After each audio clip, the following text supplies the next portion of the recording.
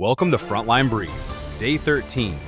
The United States just unleashed what the Pentagon is calling the most intense day of airstrikes since this war began. Targets across Iran were hammered overnight, including Tehran's Metabad airport. But here's the twist. For the first time, Iran is laying out conditions for peace. 3 demands: recognition of Tehran's rights, full war reparations, and guarantees it will never be attacked again. Meanwhile, 2 oil tankers were struck near Iraq's southern ports, forcing Baghdad to shut down all port operations. The U.S. military is investigating how a Tomahawk missile hit an Iranian girls' school, killing up to 175 students. And the UN Security Council just passed a resolution demanding Iran stop its retaliatory attacks on Gulf states. 5 updates. Let's go. The Pentagon confirmed that Tuesday night into Wednesday saw the most intense wave of U.S. airstrikes since the war began on February 28th. Defense Secretary Pete Hegseth called it the heaviest single day of operations. American forces struck targets across Iran, including Tehran's Metabad airport, military installations in Isfahan, and radar sites along the Persian Gulf coast. Israeli forces joined with a simultaneous wide-scale wave of strikes, targeting what they called regime infrastructure deep inside Iran. Explosions were reported across Tehran, Shiraz, and Tabriz throughout the night. Iran says more than 10,000 civilian sites have now been bombed since the start of the war. The death toll in Iran has passed 1,300 civilians, according to Tehran's figures. Over 750,000 people have been displaced in just 13 days. The scale of destruction is drawing comparisons to the opening weeks of the Iraq War. But unlike Iraq, Iran has been hitting back hard. Its ballistic missile and drone attacks on Israel, Kuwait, Bahrain, and Saudi Arabia have not stopped. Every day the US escalates, Iran retaliates. And every retaliation triggers another escalation. For the first time since this war began, Iran has publicly stated what it would take to stop fighting. Iranian President Masoud Pezeshkian laid out 3 conditions. First, formal recognition of Iran's sovereign rights, including its nuclear program. Second, full war reparations for the destruction caused by US and Israeli strikes. And third, binding guarantees against any future military aggression. These demands are significant because they signal that Iran is at least thinking about an exit from this war. But they are also demands that Washington and Tel Aviv are almost certain to reject. The Trump administration has made clear that its goal is the complete dismantlement of Iran's nuclear capabilities.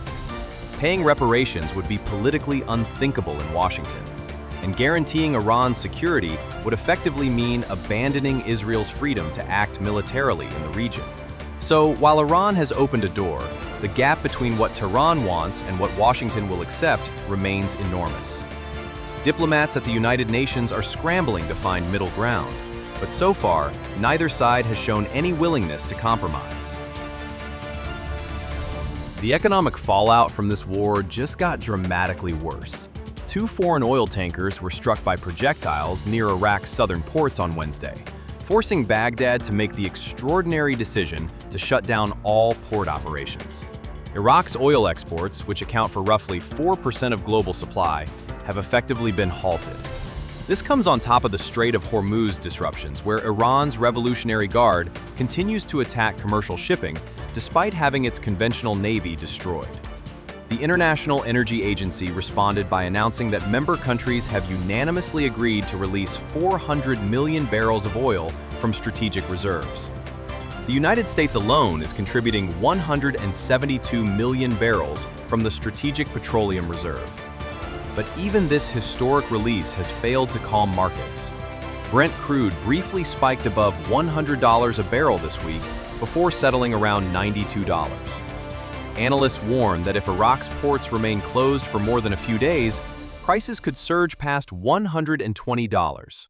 For ordinary people around the world, that means more expensive fuel, more expensive food, and more expensive everything. This may be the most devastating single incident of the entire war. The U.S. military has confirmed it is investigating how a Tomahawk cruise missile struck an Iranian elementary school for girls on March 1st, killing as many as 175 people. Most of the victims were students. A U.S. official speaking to NPR on condition of anonymity said the strike was based on outdated intelligence. The school had apparently been misidentified as a military target. Iranian officials have seized on the incident as proof that America is waging war on civilians. The images from the scene have gone viral across the Middle East and beyond, fueling anti-American sentiment in countries that were previously neutral on the conflict. The Pentagon has ordered a full investigation, but the damage to America's moral authority in this war may already be irreversible. The incident draws uncomfortable parallels to past U.S. military errors in Iraq and Afghanistan. Critics say it underscores the danger of relying on precision weapons when intelligence is imprecise. For the families of 175 children, no investigation will bring back what they have lost. The diplomatic landscape of this war shifted dramatically on Wednesday. The UN Security Council passed a resolution demanding that Iran immediately halt all attacks on Gulf states, including Bahrain, Kuwait, Oman, Qatar, Saudi Arabia, the UAE, and Jordan. The resolution calls Iran's retaliatory strikes a serious threat to international peace and security. It is the strongest language the Security Council has used since the conflict began. But the resolution notably does not call for the US or Israel to stop their strikes on Iran, a fact that Tehran immediately condemned as hypocritical. Meanwhile, Spain became the latest European country to take action, withdrawing its ambassador to Israel in protest of the war. The Spanish government made the announcement after a special session of the Council of Ministers. Turkey's President Erdogan also issued a stark warning, saying the war must end before it deteriorates and sets the entire region on fire. The diplomatic isolation of Israel is growing in Europe, but the military coalition with the United States remains strong. The question is, how long that coalition holds if civilian casualties continue to mount. That is day 13.